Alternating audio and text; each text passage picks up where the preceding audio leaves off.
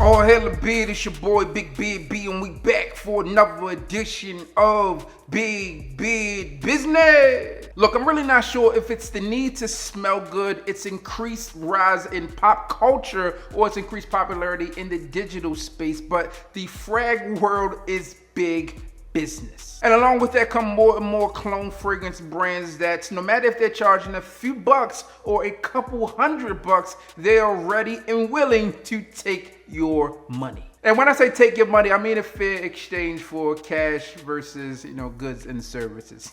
No trickery going on in these parts. And with that, the question remains, should you avoid cologne fragrances altogether? And to me, the answer is pretty simple, but it's complex all at the same time. And that answer is, well, it depends. Personally, I never owned or wore a cologne fragrance prior to entering this fragrance reviewing space. Now, I know a lot of you out there might be like, that's because they pay you. Well, it's not. Because they don't. The fact is, I didn't know about brands like Duo, Parfums Vintage, or Alexandria fragrances until I dived into this side of fragrances in general. I just didn't know much about them. Actually, I did see Duo on my Micker's channel, right? So rest in peace to him, but I did see them all the time in his bottom for Decants and things of that nature, but I had no clue what it was. They had these weird names and I didn't know what they were and I wasn't searching for them, so therefore I had no clue. But obviously, since being in this space, I've talked about a number of cologne fragrances, but I still get that question over and over again. Now, we've talked about this before in a different way in one of the old Fragrant videos. Rest in peace to the Fragrant videos. You know what I'm saying? Those were enjoyable. We had some fun, but they were short-lived. So I figured I'd have this conversation again in just a different format. One of the things that I think people go back to when we're talking about, cologne fragrances, for those of you who care, really tie it back to clothes. Like, is it okay to rock a knockoff Chanel bag or a knockoff Louis Vuitton bag? And I think it really just depends. Are you trying to tell people, if someone asks you, hey, is that like a never full Louis Vuitton? All right. Are you going to say yes? Or are you going to say no? This is from Canal Street. And it really just goes back to that, in my personal opinion. I think where the problem with cologne brands or cologne fragrance houses come in is where you just try to pass it off as the real deal. So I think one of the most cologne fragrances within my collection is going to be Aventus by far. And you guys all know what Aventus looks like, right? So you got this Creed Aventus, extremely popular, respected, well-known fragrance house. And then also, along with that, you have a great fragrance, but it comes with a price. And the fact is not everyone out there can afford a retail bottle of Creed Aventus. Not everyone out there can afford a discounted bottle of Creed Aventus. So therefore, some of the clones out there become a bit more attractive. But I know what you're saying, yo, Big Beard B. They're trying to take the scent profile, pass it along as their own. Well, a lot of people do that, especially when it comes down to Creed fragrances. More specifically, when it comes down to Creed Aventus fragrances, right? So you look at me like, yo, Big Beard B, these brands aren't respected. No one cares about them. Well, are they? First up, Mont Blanc Explorer, right? Mont Blanc Explorer is Mont Blanc's get back for Creed for taking some of their fragrance formulations, or at least recreating some of their brands and pushing it off as their own. You have Creed Aventus in Mont Blanc format, right? So Mont Blanc has their version of Creed Aventus. Respected brand, especially when it comes down to their pens, and I like my Mont Blanc pen. Then you also have Bar No. 9. Bar No. 9 is a super expensive fragrance house. When I say super expensive, it's much more expensive than fragrances that you can pick up from, Macy's or Dillard's, right? These are going to run you a couple $100, right? Well-respected brand, but it's also a play on Creed Aventus. You see where I'm going here? And it doesn't stop there. You have Frappin, all right? The Orchid Man. Orchid Man is a fragrance that is supposed to be similar to Creed Aventus. This fragrance house isn't cheap, but it also comes with some heritage, right? Just like Creed.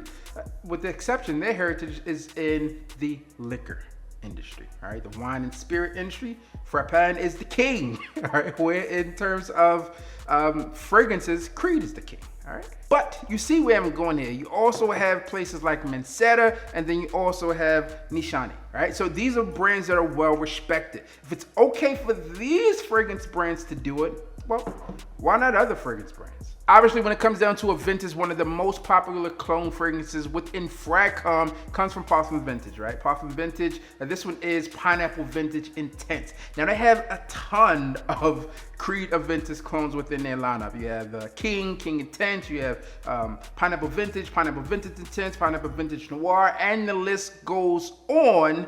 And they really do that to create different batches.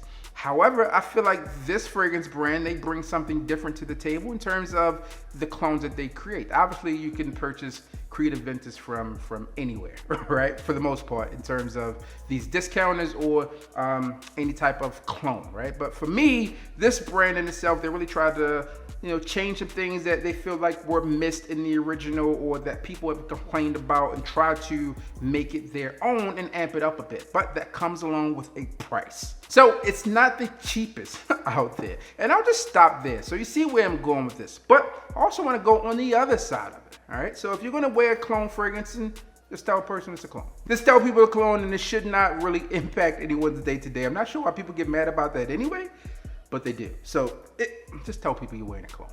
Now, here's a go on the other side. All right. And I haven't looked into this brand in a while. All right. So forgive me if they fixed them. I'm going to imagine that they fixed these issues. Responsible me would go in and check and see first. But I feel like I'm going to assume that they fixed them. Okay? But I feel like the conversation should be had. So in late 2018, possibly early 2019, I was approached by a fragrance brand by the name of Fragranza. All right? You might have seen the about us before. And they're like, yo, Big BB, can you review some of our products? I'm like, cool. Send me one. Let me try it out. See if I like it. They sent it to me. I liked it. All right. From there, we were going to do a giveaway. They sent away some boxes to me. And when I got the bottles, it wasn't up to quality.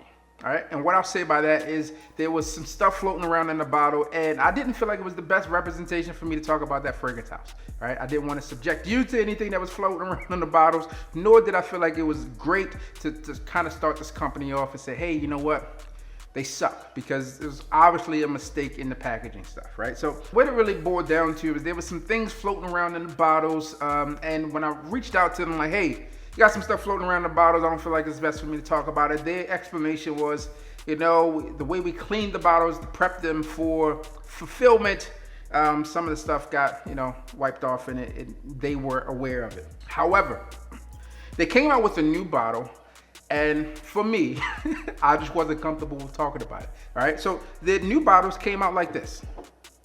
You got this to this. So I had no clue, like, hey, did you just take all of the old stuff and fill in the new bottles? I don't know. I'm not saying that they did that, but here's where I feel like clone houses really get a bad rap. And not saying that this company is bad, because I don't know, right? But for me, outside looking in, knowing the issue that was done with this fragrance, did you just fill up all of that old contaminated fragrance and put it in a bottle that no one could see?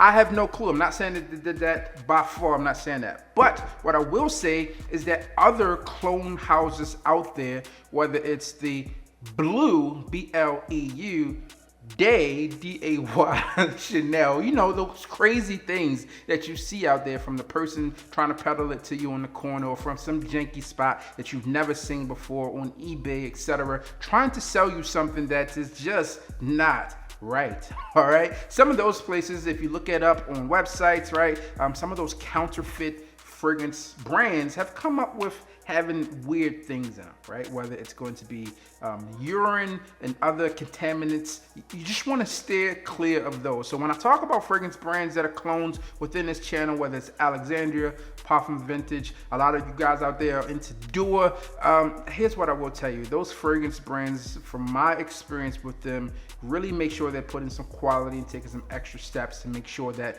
you're not getting that crazy stuff down the line. They take pride in what they do, and as long as you're representing yourself correctly, I don't think it's an issue. So that's my take on it, because a lot of people hit me up like, oh, B, you wouldn't wear fake Giuseppe's, or you wouldn't wear fake Prada, da-da-da. Here's the deal. All right, if you're representing yourself in the right way, then you are good to go. You're A1 in my book. But I would also urge you to look into these brands that you are rocking before you actually rock them. All right. Sometimes saving that extra coin is just going to cost you much more. So that's my take on that. I would love to hear what you have to say about this down in the comments down below. As always, I'm your boy, Big B. Don't forget to like, comment, and subscribe. Tell a friend that we are back again. And you already know what I need you to do. Just hit the goddamn